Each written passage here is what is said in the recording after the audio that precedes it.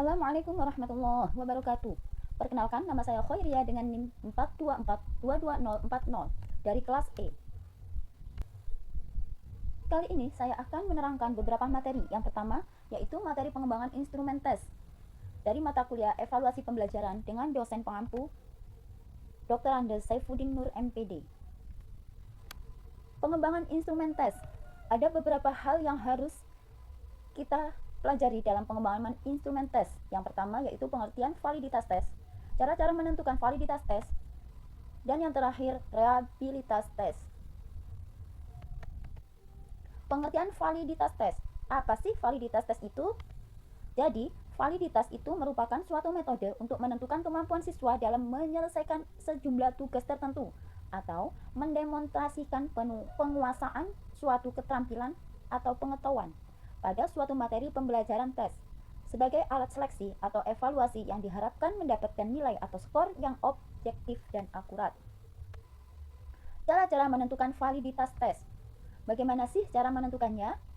Cara menentukannya yaitu pada dasarnya cara menentukan validitas tes itu dibedakan menjadi dua hal, yaitu validitas rasional atau logis dan validitas empiris atau validitas berdasarkan pengalaman. Validitas rasional dapat dicapai dengan menjawab pertanyaan-pertanyaan sebagai berikut.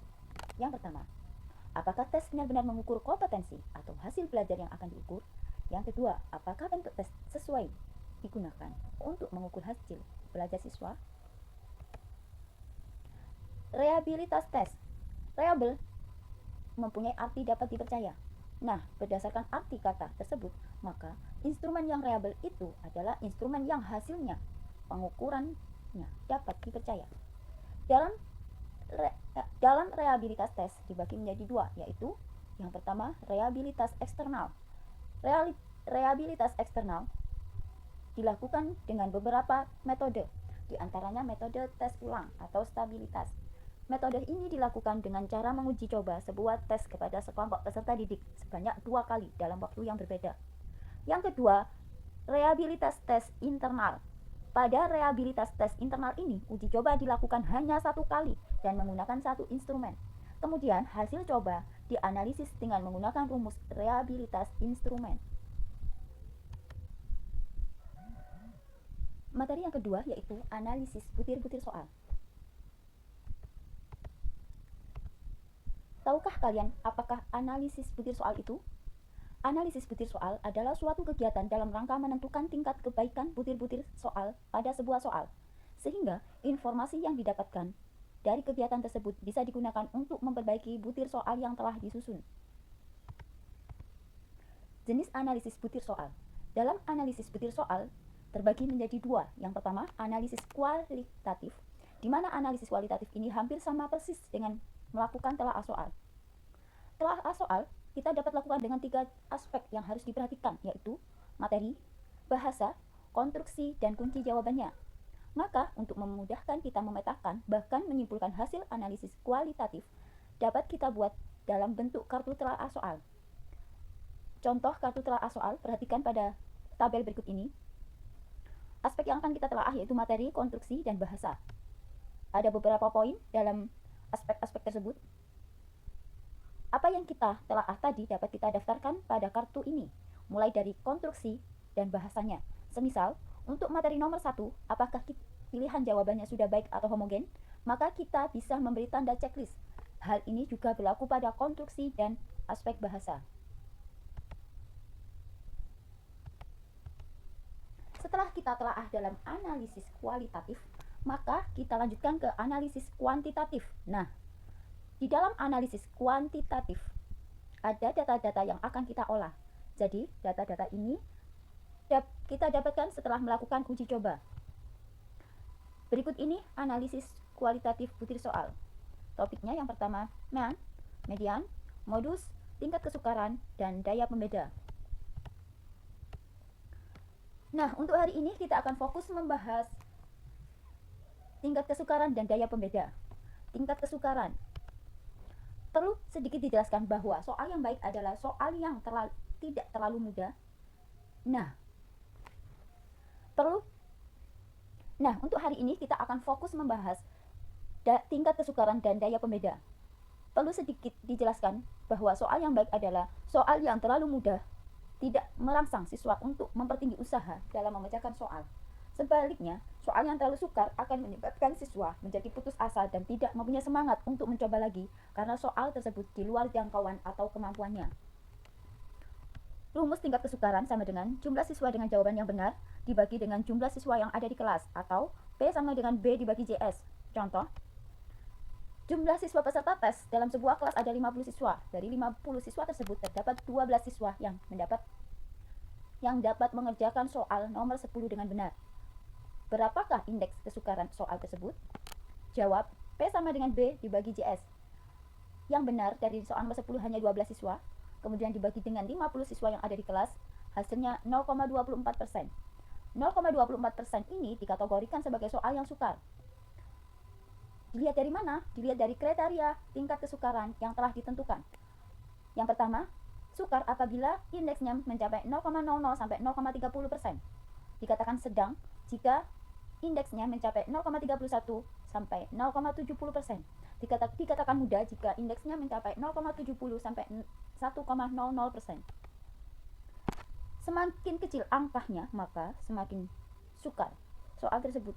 Dan sebaliknya, semakin besar angkanya, maka soal tersebut semakin mudah.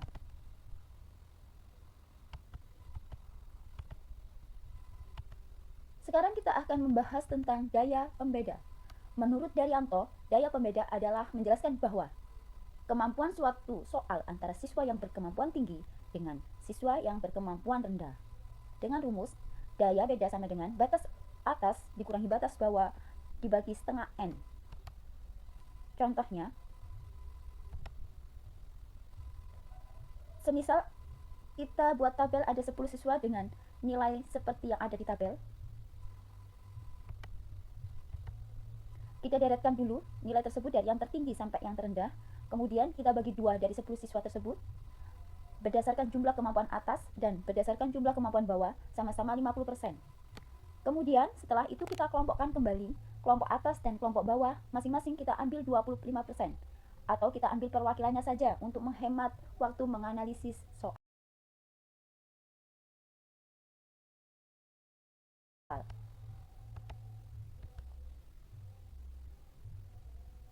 Dari contoh tersebut, kita bisa mencoba untuk menghitung dengan rumus daya beda. Misal, pada nomor 1, maka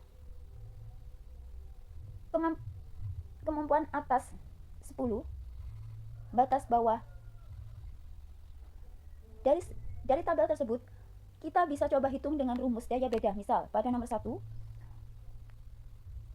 batas atas 10, batas bawah 7, baru kita cari setengah N. N-nya kita ibaratkan 20 siswa, kemudian kita masukkan ke dalam rumus. D sama dengan 10 dikurangi 7 dibagi setengah kali 20. 3 dibagi 10 sama dengan 0,30%. Dan 0,30% termasuk kategori soal yang memiliki daya pembeda yang perlu diperbaiki. Seperti kalian lihat, berikut ini kriteria daya pembeda. Maka pentingnya menghitung daya pembeda, supaya kita tahu dari mana soal yang nanti akan dijawab oleh siswa yang berkemampuan bagus, dan jika siswa berkemampuan bagus saja tidak bisa menjawab, apalagi siswa. Materi yang ketiga yaitu pengelolaan hasil belajar. Siapa yang tahu arti dari pengelolaan hasil belajar?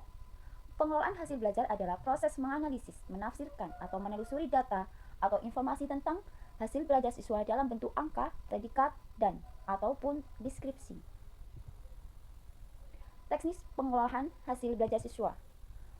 Pengelolaan hasil belajar siswa di kurikulum Merdeka meliputi berbagai aspek yang dirancang untuk memberikan penilaian yang holistik, mendalam, dan berorientasi pada pengembangan kompetensi. Berikut adalah aspek-aspek utama dalam teknik pengolahan hasil belajar siswa di kurikulum Merdeka.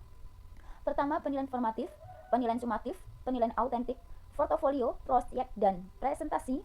Yang keenam, penilaian diri dan teman sebaya. Ketujuh, observasi guru. 8, refleksi dan umpan balik.